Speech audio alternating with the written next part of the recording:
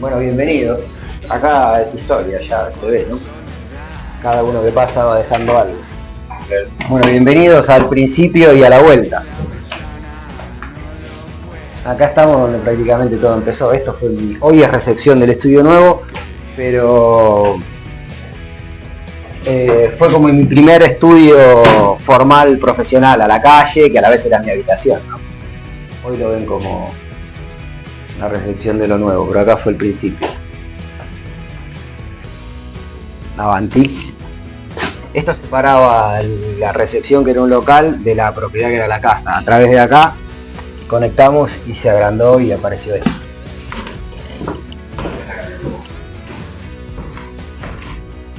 Acá trabaja Checho, que es su estudio de piercing.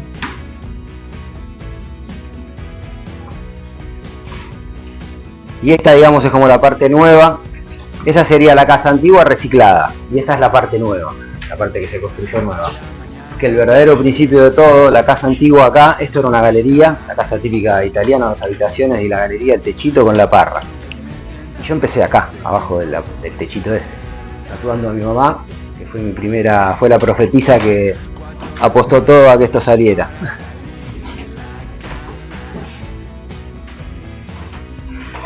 Justamente acá se empezó a construir eso, entre mi vieja y yo. ¿Cómo llego yo a la actualidad? Tatuador después de más de 35 años. Y básicamente sigo haciendo lo que hacía cuando era un niño. Sigo jugando con madera y haciendo dibujos. A mí me trae acá la pintura. Mi primer amor es la pintura, el dibujo y la pintura. Y en la infancia me puedo dedicar poco a eso, pero sí, el dibujo siempre estaba. Basta que hubiera una virome, un palito, dibujaba en algún lado. Pintar no tanto. Al tatú llego primeramente por el skate. Yo me hago un tatuaje cuando tengo 16 o 17 años, que ya desde los 14 patinaba, inclusive tenía un patrocinio a nivel importante nacional, me iba muy bien en skate también. Entonces veo un skater tatuado y me hago un tatuaje en la espalda. Y cuando estoy terminando la secundaria, ya con la incertidumbre clásica de alguien como yo que se dedicaba al dibujo y nada más, y al skate, por supuesto, no future. En una charla en el baño con un compañero, ¿qué hacemos? ¿Dónde vas? ¿Qué haces vos? ¿Qué hago yo? Y yo, era lo mío, mi respuesta fue: debería ser algo relacionado con el dibujo. Y mi compa me dice: ¿y por qué no haces tatuajes? En ese momento el tatuaje siempre era difícil de acceder y yo creo que había estado ahorrando bastante tiempo, por esa era la razón que me dijo: vos que sos bueno para dibujar, ¿por qué no te dedicas a hacer tatuajes? Por supuesto que el motor era otro, yo agradecido, desde que decidí empezar, que fue en ese momento, pasó un tiempo. Y agradecido de haber caído ahí.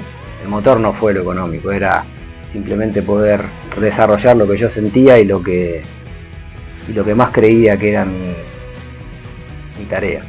Bueno, ya después de haber recolectado un poco de material, que tardé como 6 meses en juntar un poco ya decidido a tatuar, ¿no?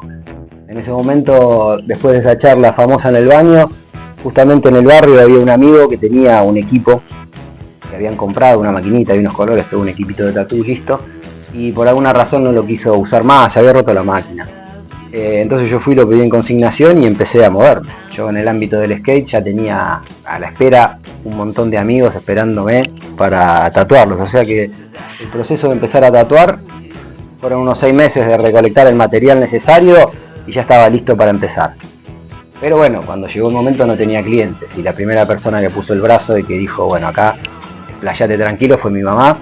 Y estuvimos justamente donde te marqué hace un rato, ahí como 5 o 6 horas una tarde, yo pensando: me dedico, no me dedico, qué estoy haciendo, qué hago, qué no hago. Bueno, después de 5 horas se concretó el primer tatú y ahí empezó la verdadera búsqueda de la técnica. Yo pensaba que tatuaba ya. Y por supuesto que eso que hacía al principio era muy básico, yo no había visto a nadie prácticamente. Mi primer tatuaje me lo hace Judas, en realidad, el nombre artístico que tenía en esa época. Pero yo, claro, me lo hice en la espalda y no había visto nada, solamente lo sufrí y nada más. Entonces yo empecé a rayar a la gente sin haber visto a nadie. Un amigo que se tatuaba me contaba un poco cómo hacer. Y ese proceso lo llevé adelante durante 1 año y pico, más o menos acá en Argentina, en Quilmes. Por esas casualidades de la vida, en un momento tengo la posibilidad de irme a vivir a Italia, a pasar un tiempo ahí. Y a dedicarme a otra cosa, pero relacionado con la madera. Iba a ser empleado de una carpintería con una familia que en ese momento conocía. Y me llevé mi maquinita en la valija porque había lugar de sobra. Y en el norte de Italia, viviendo ahí, es que un día empiezo a tatuar y siento la necesidad de conseguir materiales. Me di cuenta que estaba en el centro de Europa y que a pocas horas tenía gente conocida, convenciones. Empecé un poco a interesarme, a meterme de lleno porque me lo pedía a mí mismo. Era momento de empezar a buscar a lo que me tenía que dedicar, que no era la carpintería, sino que era eso. Después me hice carpintero solo. Pero yo me fui de Argentina siendo menor de edad, con el permiso firmado de mi papá y de mi mamá. Tenía 19 años y me fui en el año 91 y volví en el 93. Volví siendo mayor de edad y ya con el oficio, con la parte técnica del oficio concretada, que era mi meta en ese momento. Y la logro estando ahí. Acá en Argentina no tenía información, no tenía quien me asistiera mucho. En su momento, en ese proceso de 1 año y medio antes de viajar, me tatuó primero con Judas, y en el medio, después, ya técnicamente yo al principio usaba una aguja de coser en una máquina rotativa, de las clásicas de acá que las hacía el señor Miyajira con nuestro prócer Cachito. Pero en ese interín conozco, por medio de mis amigos de acá de Quilmes, a Vicente. Vicente es el señor tatuador, representante nuestro argentino, que vivió siempre en Barcelona en realidad. Vicente aparece como español en un montón de reseñas, pero porque vivió en Barcelona. Es el que abre primeramente Barna Tattoo, el primer estudio de tatuajes en Barcelona en los 80, supongo. Yo soy del 90 y Vicente sí, del 80. Amigo de Félix Leu. Él fue mi primer mentor, por decirlo de alguna manera. Me pasó de la máquina rotativa a la máquina americana de bobinas, me enseñó a soldar agujas, me mostró colores, me pasó colores, y me tatuó. Principalmente yo fui a tatuarme con él. Después de haberlo conocido a Vicente, en ese interín que pasa 1 año y medio acá en Buenos Aires, me voy a vivir a Italia, yo ya con esa base. Viviendo en las montañas en Italia, conozco a Luigi Stoppar, mi gran amigo tatuador italiano, y que éramos 2 locos en las montañas, uno que pintaba en colores y otro que pintaba en negro y grises. El negro y grises era él, que era un súper tatuador, y yo estaba ahí rasqueteando en colores. Pero ya me había hecho conocer a él. Era muy poca gente la que vivía en esos pueblos donde vivíamos nosotros. Imagínate que en el 91 el tatuaje volaba. Y yo estaba a 4 horas de Suiza y un día digo, Suiza, ven una revista, empecé a ver que había una convención en Ginebra. Avión, 1 hora, Ginebra, una convención, flash total. 30 tatuadores, máquinas, veía a la gente que estaba en las revistas, las tenía ahí. Ahí me tatuó con Tintín. Después averiguo, ¿y Lausanne? ¿Dónde era Lausanne? La familia Leu vivía en Lausanne. Y resulta que era 4 horas de donde estaba yo. Yo cruzaba la frontera a Suiza, como vivía entre las montañas, y yo andaba en skate, y había visto que cuando cruzábamos la frontera a Suiza, que la tenía 15 kilómetros, eran barrios como acá, calles, cordones, se podía patear por la calle, la montaña obviamente no. Y se iba a Suiza porque era más barato para cargar nafta y comprar cigarrillos. Entonces esas eran mis excursiones. Esto es Suiza, íbamos y volvíamos en un rato. Y empecé a ir a andar en skate a Suiza. Y un día dije, ¿cuántas horas? ¿A dónde queda Lausanne? Suiza es así chiquito. Resulta que estaba a 4 horas, la casa de Philip, y yo iba y volvía en el día. Sin turno, iba, me tatuaba, viajaba a las 6 de la mañana y a las 12 de la noche estaba de vuelta en mi casa tatuado con una cosa de Philip increíble. Y en mi primer viaje ahí es que, tatuándome con él, se ve que vio a un nene sediento de aprender. Él no era mucho más grande que yo tampoco, y se dispuso como siempre a enseñar sin que nadie le preguntara, y me mostró un montón de cosas, me tatuó, me dejó que me tatuara con su máquina, me la sacó de la mano automáticamente y me dijo así no, así, me mostró cómo soldaba sus agujas, y ahí viene la gran anécdota de la aguja Magnum, que acá no la conocía creo que nadie, y él me la mostró. Me hizo un detalle porque se dio cuenta que me había hablado en inglés y me había mostrado todo y yo no había entendido nada. Y me hizo la forma de la Magnum en una servilleta. Y yo vi esos puntitos, el código. Y de ahí interpreté cómo soldar una Magnum. Y fue de no tatuar a tatuar. Haberme tatuado con él ahí una tarde. Sentir el dolor de su máquina. Verle el tipo de arpones que usaba. Porque yo vi arpones. La Magnum para mí era un arpón. Pero fue de que la tinta no quedara, en simples palabras, a que quedara cicatrizado. Y de ahí en adelante pude empezar a desarrollar el proceso creativo. La parte técnica había quedado solucionada. 3 años tardé en llegar a eso. Es que más valoré de todo eso en mi cabeza, porque agarraba y miraba y decía, esto no sirve. Año de trabajo, pum, para acá, esto no sirve. Eso tampoco. La constancia y el nunca haber claudicado y haber abandonado lo que yo sentía que tenía que hacer. La convicción. Porque me habían dicho, carpintero no vas a ser.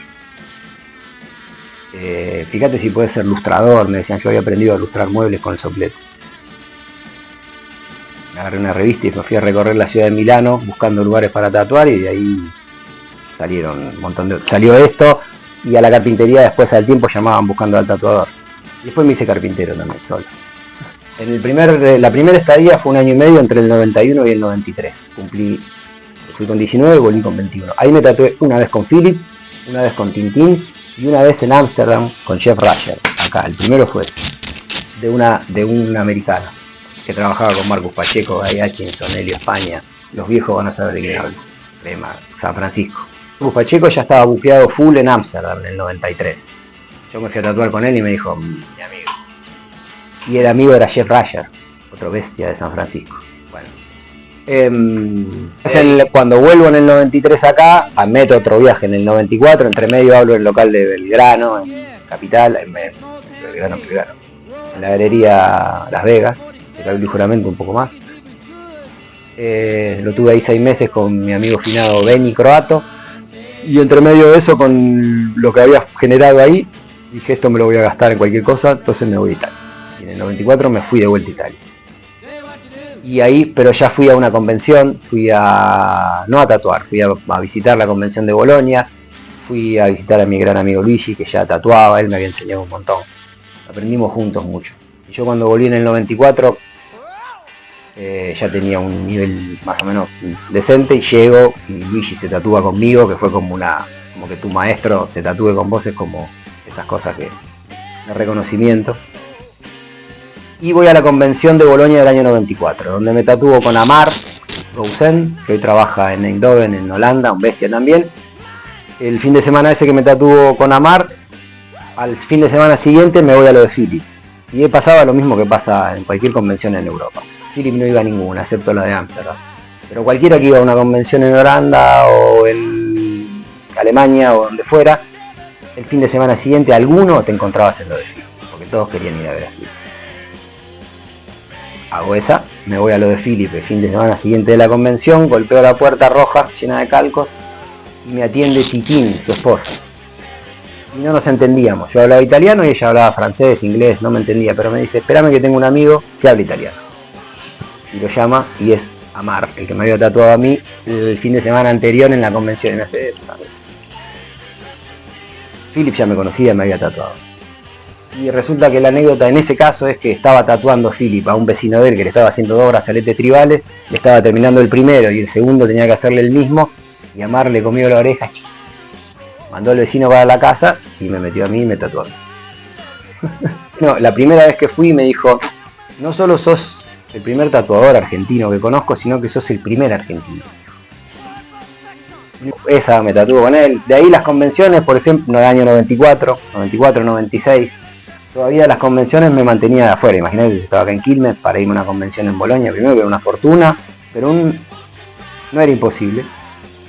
Y una vez me animé, me quise animar, hice todo, saqué pasajes, saqué todo, alquilé, no tenía ni hotel, nada, no sé cómo iba a ser. Y se ve que alguna entidad de por ahí hizo que me golpeara andando en skate y me rompa el vaso y no vaya a ningún lado excepto una cama durante unos cuantos meses. Ese fue mi intento frustrado de convención en los 90 y tantos. Pero lo había hecho medio de ninja, me iba a ir solo a cualquier lado, a Bolonia. Y ese fue un freno que tuve. Después de esa... Después hay una tercera vez a Italia, que voy con Lele, con mi amigo cocinero. De ahí también seguí visitando, trabajé, ahí vivimos como 6 meses. Armé un estudio con Luigi, mi amigo Luigi Stoppard, tatuador, en el sótano de una casa hermosa donde vivíamos todos. Seguí visitando convenciones, la de Ámsterdam, alguna que otra más, pero siempre como visitante. En Italia de hecho no trabajé en convenciones, siempre fui de público. Mi proceso de aprendizaje medio que pasó por ahí. Empecé a trabajar en las convenciones en España. En el año 99 arranco para España, entre medio meto Estados Unidos, perdón, 97 Estados Unidos, Miami. que ahí estuve 6 meses también. Me surgió un poco de tanto Europa, digo, bueno, voy a conocer la otra parte, Estados Unidos, y fui a Miami. Al South Beach Tattoo Company de Ken Cameron, ahí pasé 6 meses. Conocí a Garber, conocí a todos los que fueron figuras después en Miami Inc. Amy James creo que estaba ahí.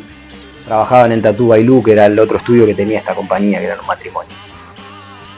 De ahí salieron un montón.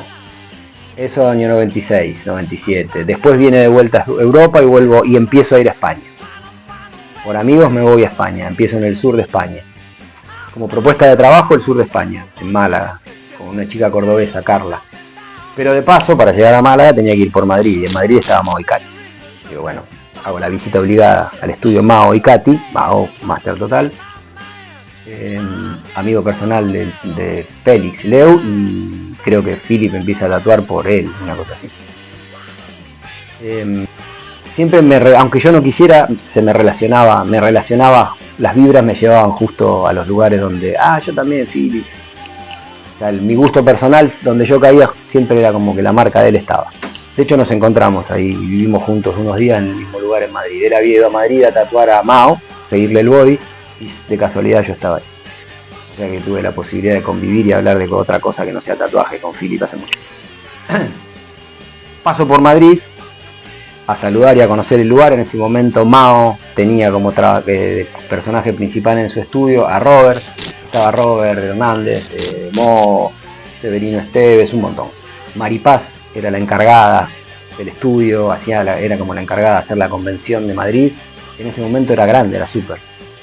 Y yo, por haber conocido a un italiano, a Nicola Grifo, en Milano, en un momento cuando vivía en Italia, iba a trabajar a un estudio a Milano, al estudio de Claudio Pitán, que es otro grosso, de los 90 por supuesto, y en un momento ellos decidieron irse de viaje a España, y se fueron y algunos se quedó en Madrid. Y en esa semana que yo iba a Milano, cuando vivía en Italia, a trabajar a este estudio, conocí a un italiano que se había ido a trabajar a lo de Mao, y vivía ahí, Nicola Grifo. Ese era mi contacto en lo de Mao, también por esa razón yo había ido, ¿no?, de visita. Me dijo, pasá por acá, que yo te tengo la maleta, no hay problema. Y Mao interpretó que yo estaba buscando trabajo, como la mayoría. Digo, no, yo no, de hecho, pasado mañana tengo pasaje para irme al sur, a lo de Carla, yo tengo trabajo, no hay problema. Y Mao me dice, sí, tranqui, no hay problema. Pero igual deja el book ahí y me dijo que después lo miro. O tráeme el book y lo vemos. Y al rato yo, después, hago lo que me dice, le doy el book. Abre la primera hoja y había unos retratos de indios o algo de eso. Ya los miro y le gustan, qué sé yo, y yo voy para afuera, me voy a la vereda. Y a los 10 minutos viene Maripaz, así. Maripaz era una amiga divina, la encargada, era la voz de Mao. Gracias.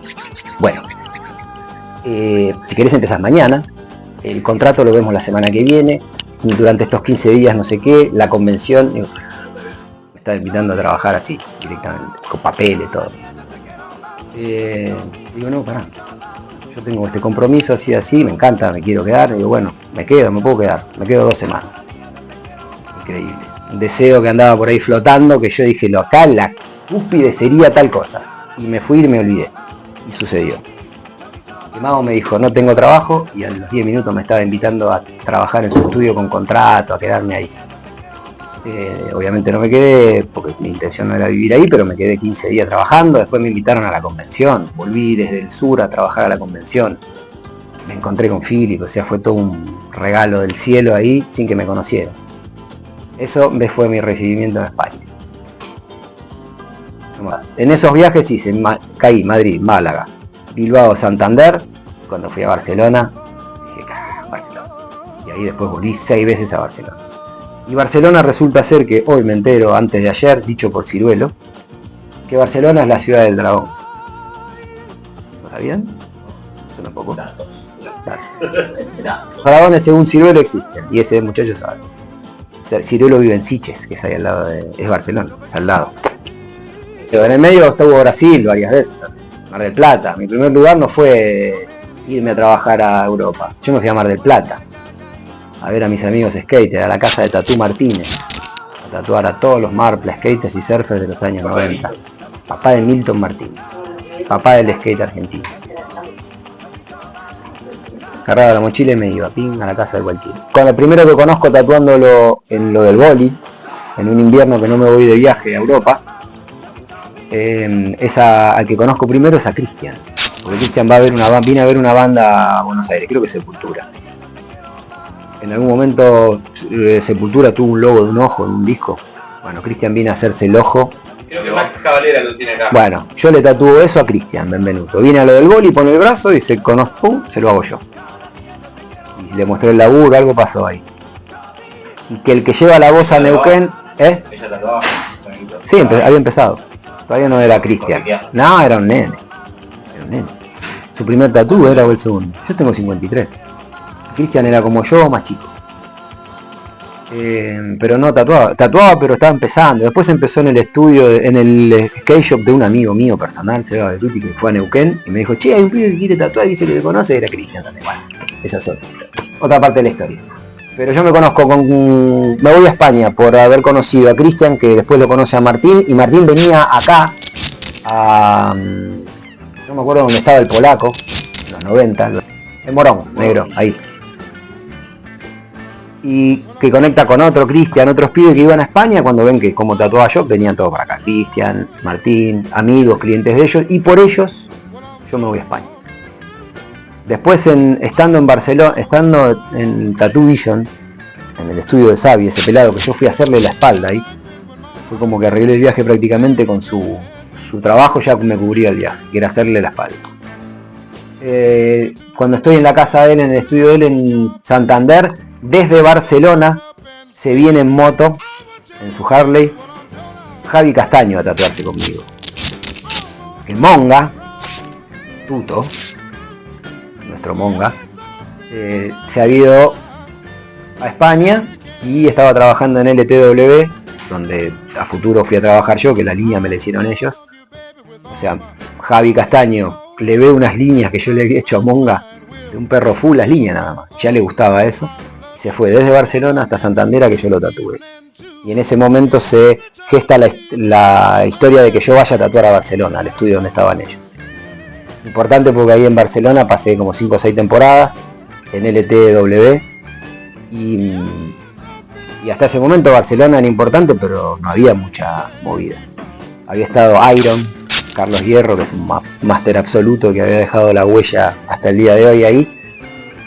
Yo tuve la oportunidad y la suerte de conocerlo personalmente en su casa, ahí vive en Alemania, pero estaba la huella de él y no mucho más. Y yo puedo decir que formé parte un poco del desarrollo de Barcelona y del empuje en esos años. Después vino Agustín y después tomó otra dimensión. Pero yo estuve en la causa primera, estuve yo por ahí empujando. Dicho por Agustín también, el que introdujo ese concepto fue él. Venía Agustín Cavalieri, estamos hablando. Argentino de La Plata y vive en Barcelona hace más de 2 décadas. Propietario del Triyula y máster absoluto del tatú del Oriente. De todo, hace lo que quiere cuando quiere, pero hace mucho que se dedica al Japón. Él aprendió y me siguió, fui referencia para él en los principios mucho, bastante, en los 90. Y después tuvimos la vuelta cuando yo fui a trabajar a Barcelona con él. Nos juntaron en el LTW de Barcelona.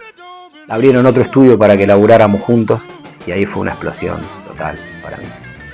Fui a recibir el feedback de Agustín, que era una bestia, que yo tampoco sabía que él se había referenciado mucho de mi trabajo. Venía a tatuarse acá y no me decía ni que tatuaba, y me decía que se llamaba Hugo. Y no se llama, era un apodo que le decían, los amigos le decían Hugo y él me decía, ¿cómo te llamas? Hugo. Pero yo no sabía que tatuaba, o no me acordaba. Y un día me dijo, vos no te acordás, pero vos enseñabas siempre, me dice. Vos ibas ahí adelante y atrás éramos un montón que te seguíamos. Agustín siempre muy conciso con lo que decía, por eso lo repito. Esto me lo dijo en el 2005 2004. Bestia. Parte importante de mi carrera. Haber trabajado con él, con Javi Chong, con Javi Castaño en un momento. Muy bueno. Las críticas constructivas de ellos son excelentes, gente académica, y Agustín también lo es. Por eso están ahí presentes en mi historia. Todos esos años en España, de donde empecé a participar de las convenciones. Yo fui a Madrid también, fui al Fuencarral, al mercado de Fuencarral con Román, al Magic Tattoo, no me puedo olvidar de Román. Que Román también me abrió muchísimo las puertas, y con Román una vez uno de los tantos viajes que hice, que fui directamente a trabajar a él, al Magic Tattoo, en el centro de Madrid, por primera vez me dijo, che, estoy yendo a una convención en Estocolmo, en Suecia, ¿querés venir? Vamos, dije. Y fuimos ahí con Román, estaba Aníbal de Antique Tattoo también, que hoy actualmente tiene Antique Tattoo en Ámsterdam, que hace unos años lo fui a visitar, hermoso. Otra gran persona conocida ahí en ese momento. Vivimos en un barco hotel en Estocolmo. A la convención Aringbash, una convención que 3 o 4 años después de ese evento que fui yo en el 2000 ya tenía un año de espera, por ejemplo. Gigantesca. Y ahí fui con Román. La organizaba un sueco, pero Miki Violetto ya estaba con su revista, la revista Tattoo Life Magazine, ¿no es? En las dos versiones, yo no me acuerdo ni los nombres. Pero en ese momento, si estaba la revista europea, era esa. Y en Estocolmo me encuentra. Yo a Miki lo había conocido ya en Italia. En ese estudio que habíamos tenido con mi amigo Luigi Stoppar, en el sótano de una casa, yo había ido con mi amigo Lele, el cocinero. Ahí iba mucha gente conocida, porque Luigi era bueno y era conocido. En la ciudad donde vivíamos, Varese se llamaba la ciudad. Y Miki Violetto, él era entrevistador de una revista italiana, él era encargado de hacer notas por los estudios. Y más de una vez vino a donde estuvimos nosotros, porque el hermano de él, de Miki, se tatuaba con Luigi. Y yo ya lo había conocido a Luigi. En la casa donde vivía yo, había conocido a Miki Violetto. Lo vi en lo de Philip varias veces también. Antes de todo eso, y cuando voy a Estocolmo, él está con la revista en la convención de Estocolmo, me dice, hola Pablito, ¿cómo estás? Vení y te hago una entrevista. Pum, y hay una entrevista mía, en el 94 creo, 90... No, más adelante, 2000, no me acuerdo, anda por ahí la revista, 2000 probablemente, 2001, 2001 estaba en Barcelona. Que Miki Violetto me hace esta primera entrevista internacional, no era la primera, ya había salido en un anuario en el año 94, pero yo estaba acá. Él conocía mi trabajo y yo mandé fotos y me publicó, pero una entrevista personal me la hizo ahí. Yo viajaba, yo iba a donde estaba la info, yo iba. Yo fui a trabajar a Estados Unidos en el año 97 y estuve un año antes había mandado fotos, cartas. El proceso era así, ni teléfono. Y de un año para otro, sí, tenés la posibilidad, venir, ir. En un año pasó un huracán y no quedaba nada, o cambiaban de idea. Sin embargo, las cosas salían. Y yo me iba aparte a buscarlo. Promesa de trabajo no había. Me dabas un enchufe y yo trabajaba. Trabajaba y vivía en el baño de una carpintería, mucho no me preocupaba. Cuando me daban un enchufe tatuaba. Ahí había amor, había pasión, había trabas que tenías que pasar por arriba para llegar a donde quisieras llegar. Hoy querés tatuar, es así, te llega todo, decís, ay no, mejor me dedico a algo macramé. Entonces no hay sustancia en esencia en muchas cosas. Está todo rápido al alcance de la mano, no es una queja, es la realidad, es simplemente describir lo que pasa. ¿Por qué se encuentran porque hay tanto y tan poco realmente evaluable y destacable? Porque sí, hay un montón de bueno. Yo me lo estoy diciendo y a partir de que decidí tomar una responsabilidad de algo que me adjudico yo, intentar rescatar lo que nos trajo hasta acá, porque hasta donde se llegó somos responsables los que empezamos a empujar la rueda a nivel artístico. Negrito Zanca, yo, Máximo Lutz, el Vara, la generación de los 50 y más, que dijo esto yo lo tomo, pero lo tomo como, yo acá me puedo representar, me puedo expresar, es un lenguaje. No es una salida laboral, está buenísima la salida. Mi motor nunca fue ¿cuánta guita gana? No era por eso. Es hacer lo que te gusta, básicamente. Que puedas encontrar de vuelta el camino que te trajo hasta... Lo mío era de nene, pintura, dibujar. Y yo volví a eso y gracias a lo que fuese, me pude mantener en eso. Al margen de todos los empujones que te recibís para que te lleven de un lado para otro. Eso hoy que todo está más al alcance de la mano, entonces a este oficio se accede más fácil. Entonces, al no tener, y eso lo puedes pasar a otras cosas también, al no tener trabas, accedes sin saber a qué vas. Ah, mira vos, el curso para tatuar a tal, el tatuaje es caro, yo sé copiar un retrato, bueno, tatuemos. Hay un montón de eso ahora. Entonces, lo que esté bien agarrado que se quede y lo que no, que se caiga, digo. el tatuaje básico, como el lenguaje ese que manejábamos antes. Eso hay que rescatar. Primera vuelta de Italia, armo el estudio acá adelante, que era mi estudio y habitación. Y en un momento ya empezó a estar como muy concurrido y surge la necesidad de empezar a trabajar a la calle. Yo vivía ahí, me tocaban timbre domingo a la tarde, lunes a la noche, cualquier día. Estaba disfrazado el estudio, pero era mi habitación. A la noche el sillón se convertía en mi cama. Y surge lo de abrir el primer negocio a la calle. Cuando la tendencia acá era la galería, negocios chiquitos, locales chicos en galerías. Yo, después de haber viajado ya todos esos viajes que había metido y haber trabajado en estudios a la calle grandes afuera, con influencia de bares europeos, irlandeses, de esos típicos bares llenos de madera a la antigua, surge la idea de hacer el estudio. Y en la calle Garibaldi estuvimos como 15 años, después nos pasamos a otra locación y antes de la pandemia surge la idea de volver acá al principio. Mi viejo había fallecido, mi mamá vivía en la casa gigante sola, se acomodó un poco la casa acomodamos a mi mamá para que estuviera cómoda en su casa y el resto se convierte en el estudio que actualmente ven, o sea que esta sería la vuelta al principio.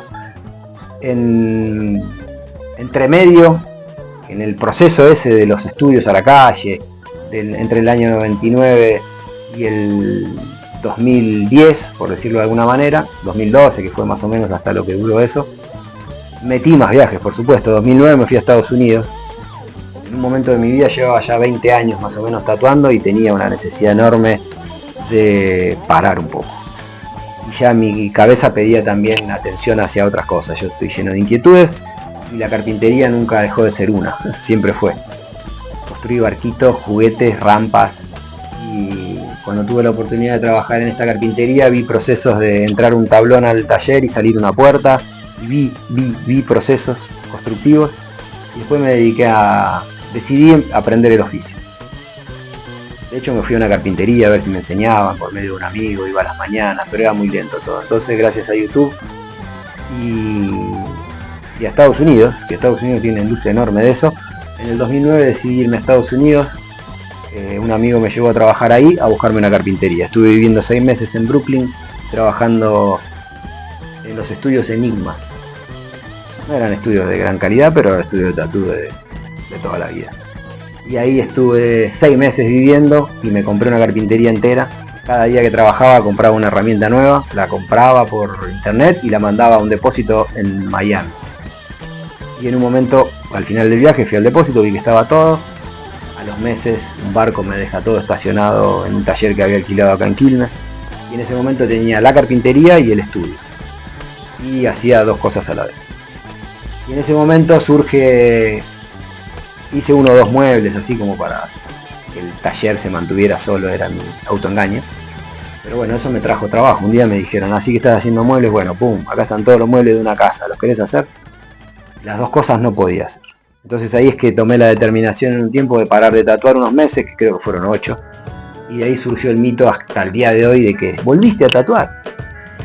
Sí, hace 25 años que dejé de tatuar, 6 meses. Bueno, fue tal la difusión que se le dio de que había dejado de tatuar que hay gente que todavía pensó que yo había dejado de tatuar. Y yo simplemente tomé un impasse y me dediqué a ser carpintero un tiempo y volví rápido, renovado. En una Navidad me saludo con el negro Sergio Zancas, como siempre, y yo ya estaba medio quemado de la carpintería y volviendo al tatú. Y el negro me habló de Escandinavia y le dije, hay un lugarcito para mí, y me dijo por supuesto, y ahí empezamos a viajar a Escandinavia, 2010, 11. 2 o 3 viajes a Suecia, Noruega, Dinamarca, Alemania, en el proceso de construir la casa que hoy ya está hecha. Algo más en el medio de todo eso. Después, Costa Rica. Tengo como amigo a Elías Robito, que empezó como cliente tatuándose hace muchos años, y él fue el que me habló, él viajaba a Costa Rica, él fue el que me habló de Costa Rica, de que tenía amigos, que hoy actualmente son amigos míos, y por él terminamos viajando en familia a Costa Rica. Que metimos, no sé, como 6, 7 viajes, convenciones, visitas a los mejores estudios, mejores amigos, di talleres, jurado. Todo lo que hago acá lo hice también en Costa Rica. Y mi carrera misma ya me va pidiendo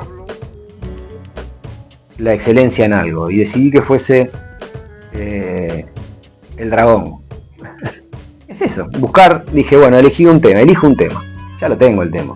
O sea, el tema me eligió a mí prácticamente. Podría haber hecho, ya lo había hecho con el agua, con el fuego, pero dije, bueno, el dragón es un tema.